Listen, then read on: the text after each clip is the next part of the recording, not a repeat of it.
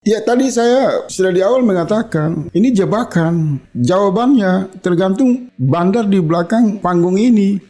Artinya, Bang, mau satukan mereka, tidak satukan mereka. Apa yang ditangkap oleh publik, setiap selokan dan gorong-gorong itu isinya tetap sesuatu yang tidak disukai. Ini barang ini bau busuk. Jadi mereka mau munculkan dalam bentuk apa, tetap kalah. oke. Jadi saya mau menghindari kalkulasi mereka karena saya anggap ini juga jebakan. Ini kita pakai representasi dari semua sudut. Menurut dimensi agama, orang-orang beriman mengatakan ini azab politik. Ini karma. Berbuat sesuatu yang tidak adil kepada rakyat. Mereka mesti sadar hari-hari mereka sekarang digulung oleh tarik-menarik yang tidak bisa mereka sendiri jelaskan.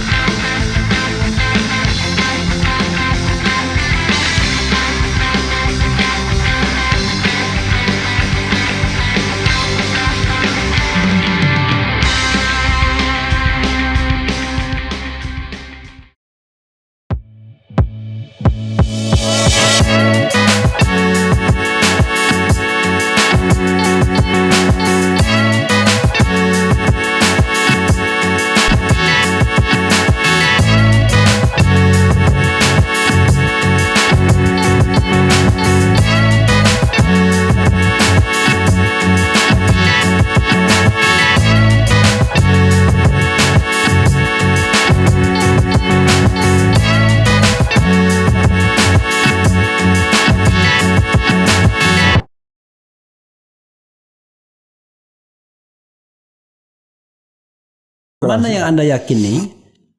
Pilpres 2024 dengan 2 paslon atau dengan 3 paslon? Itu saya dari situ saya akan bergerak untuk pertanyaan lainnya. Ya, tadi saya sudah di awal mengatakan ini jebakan. Jawabannya tergantung bandar di belakang panggung ini. Oke, Anda tidak mau mengatakan 2 atau 3 ya? Oke, it's okay, nggak apa-apa. Jadi kita tunggu aja kalau bandar bilang 2, dua. kita siap fight. Bandar bilang 3, kita siap fight. Tetap Karena kalau bagi bandar 2 lebih baik. Karena sekali aja. Ada harapan palsu yang mereka usung seperti itu. Iya, karena sekali aja kan deploying money-nya sekali aja. Oke. Saya membayangkan begini, let's say misalnya bandar oligarki mengatakan 2 calon gitu ya. Iya. Dan di dalam kolam yang sama itu bagus, ini abang udah mulai masuk pakai bahasa-bahasa media sosial kolam ini.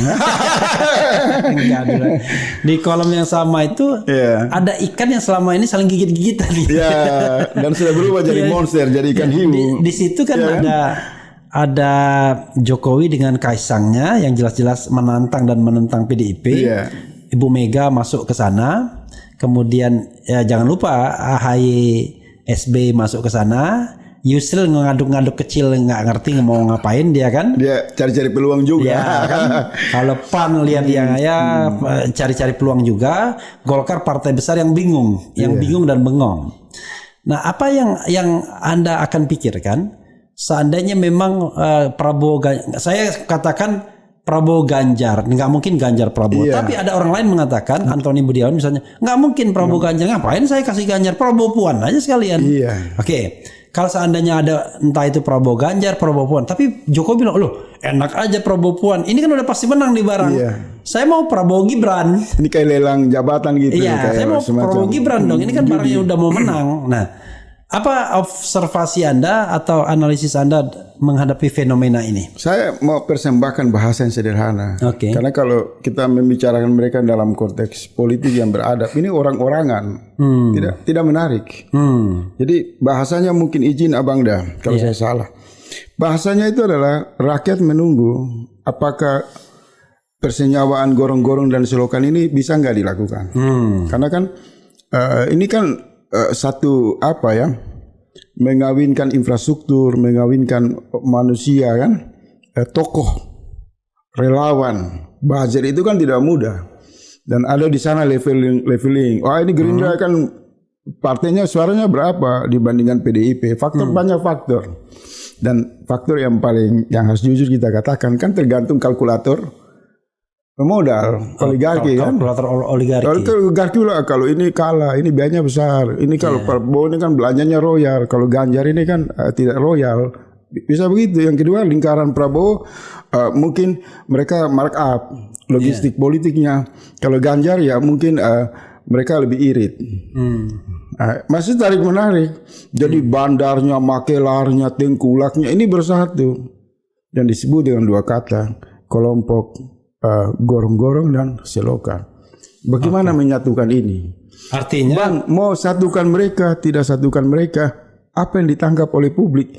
Setiap selokan dan gorong-gorong itu isinya tetap sesuatu yang tidak disukai. Ini barang ini bau busuk. Jadi mereka mau munculkan dalam bentuk apa tetap kalah.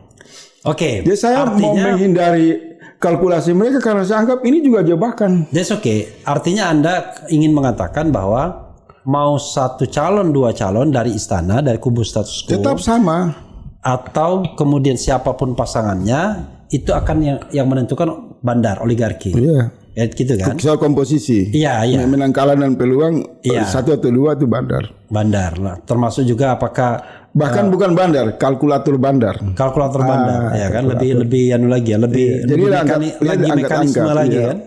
Jangan udah ada programnya.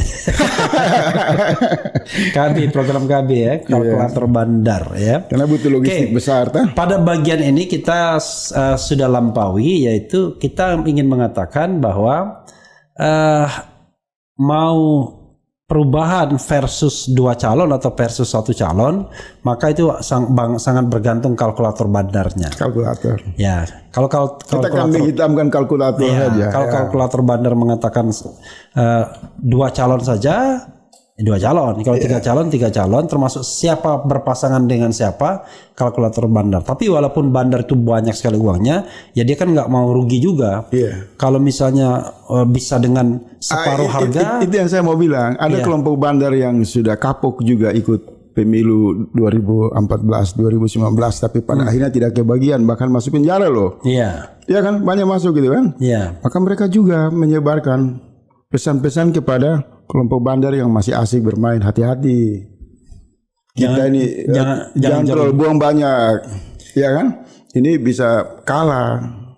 Ini yang ikut juga membuat keraguan. Maka tidak ada kan makan malam dengan pengusaha itu sampai sekarang belum dipajang oleh Prabowo, karena pengusaha masih lihat-lihat tuh kemana ini arahnya. Juga nih arus gerakan perubahan ini bahaya, bos.